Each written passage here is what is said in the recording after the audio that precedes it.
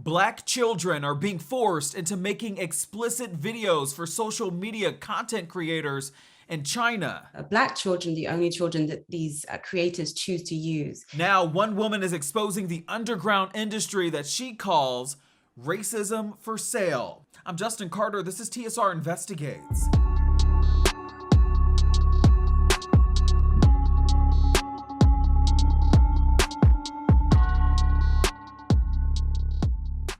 Renako Selena is an investigative journalist for the BBC Africa Eye. She's based in the UK, but for years she lived and studied in Beijing, China. She says that she loved her time there. But in 2017, she noticed a disturbing trend that she wanted us all to know about. Chinese people buying and subscribing to videos showing African children performing sexual acts, using explicit language, dancing inappropriately, and using racist language against themselves. Now, she went on a hunt to figure out who was behind this popular industry and why they were doing this to innocent children. Apparently, this is a booming business in the region, with Chinese content creators charging anywhere between $10 to $70 for personalized videos to be shared on social media, good luck videos, or a happy birthday message. The videos seem innocent enough, but Selena says, don't be fooled. Africans, Black Africans in particular, are the chosen stars of these videos. And as we saw in the investigation, they often have no idea why they're being filmed. Selena says the producers behind these videos are mostly adult men, and over the years, the content has gotten increasingly disturbing. For example, in one video, a group of Black children are depicted saying in Chinese that they will always stay in Africa. In another video, the children are captured saying, quote, "Yellow skin and dark eyes are the most beautiful." And yet another video shows young girls dancing and kissing in provocative ways. But it was one video that proved to be the final straw for Selena. This video is an example of some of the most hideous content in this industry. The children are saying in Chinese, 我是黑鬼，智商低. In English, that means I'm a black devil, and we'll come back to that word. My IQ is low. 黑鬼 is really the Chinese equivalent to the N-word. You know, so these children are demeaning themselves and having no idea what they're saying at all. What is the infatuation with African children? I just don't understand the Chinese infatuation with African children. Why? When we confronted the man who was stationed in that particular village, in that particular country, he says, I just like it. You know, I'm teaching them our culture, I'm teaching them our traditions and these kind of things. But as I reflect on my time in China as a Black woman, having lived there for so long, you know, there's a strange kind of fascination with Blackness. These videos generate billions for Chinese video companies. We spoke to Alexandria Williams, a former employee of one of them, when she lived in Beijing. So when people outside of China started to catch on at one point, yeah, there was a push to take the videos down, but eventually they just went back up again.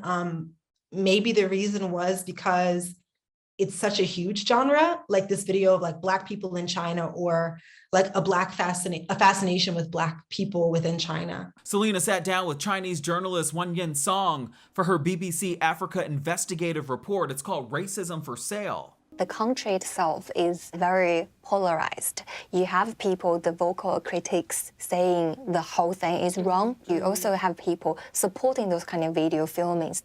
To the customers, this is a very good business. It's actually helping the local people, promoting the relationship between China and Africa. But what actually happened behind the curtain is unknown in China. Selena spent months with help from a forensic digital investigator tracking down the man behind many of these videos. And they found him. His name is Lu Kuo, a Chinese national residing in the Southeast African country of Malawi.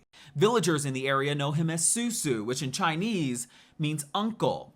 Residents told Selena that he'd often take these children out of school and promise to teach and spread knowledge about the Chinese culture. In return, the children would then get $1 or sometimes food. It happened to this 6-year-old boy, Bright. Selena says he's become a star in China because of these videos, mostly because of his on-camera charisma and his charming smile.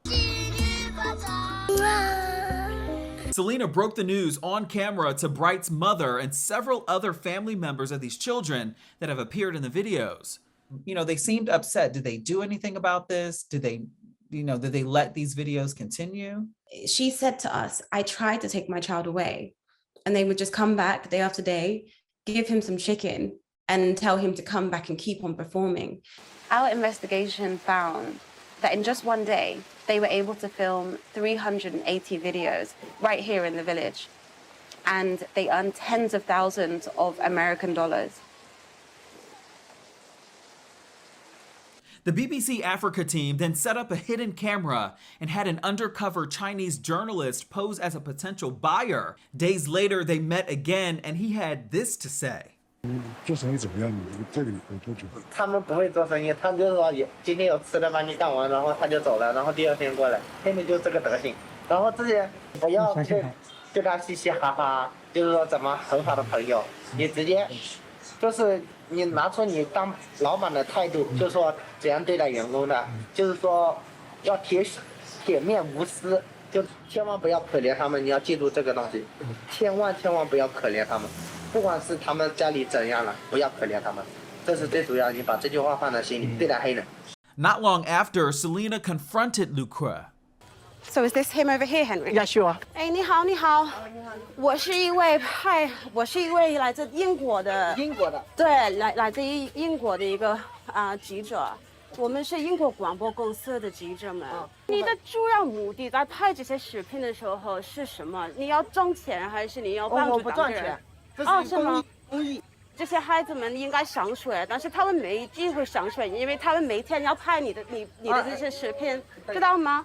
哦，你知道吗？你要回答这些问题吗？我一定要回答这些问题。你知道是因为他们上学是上半天的，你知道吗？上半天是吗？对，他们去上学，去他们自己学校上学，然后上完学，然后再过来额外的学习一下这些中国的。 所以你通过拍这些视频，你能挣钱吗？不能赚钱。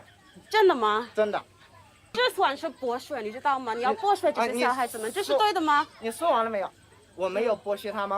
What was his reaction when you did eventually confront him? His reaction was denial to basically everything. You know, he denied having racist views at present. He denied having said these things, and he said that the only time that he had racist views was about 5 years ago. According to the BBC, Malawian police did launch an investigation and were unable to make contact with Lucre.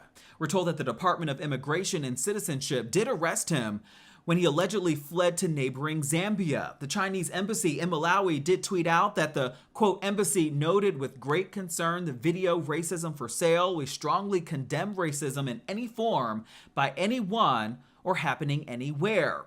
Chinese diplomat Wu Peng retweeted also, I reached an agreement with Malawian FM that both China and Malawi have zero tolerance for racism. China has been cracking down on these unlawful online acts in the past years. Will continue to crack down on such racial discrimination videos in the future. Malawi's Homeland Security Minister Jean Sedenza told the BBC, quote, that the Child Care Protection and Justice Act has been broken and will use this act so that this national should be brought to book. We will not allow foreign nationals to insult our children, to insult our citizens. So there needs to be more training within these companies, and they need to delete the videos and just stop. It's not productive. We're told several social media platforms, including WeChat and Douyin, which is China's version of TikTok, have since blocked users from searching video accounts with the term Africa in it. Selena says she's looking forward to seeing some of these policies change in the future and these videos ending altogether. For TSR Investigates, I'm Justin Carter.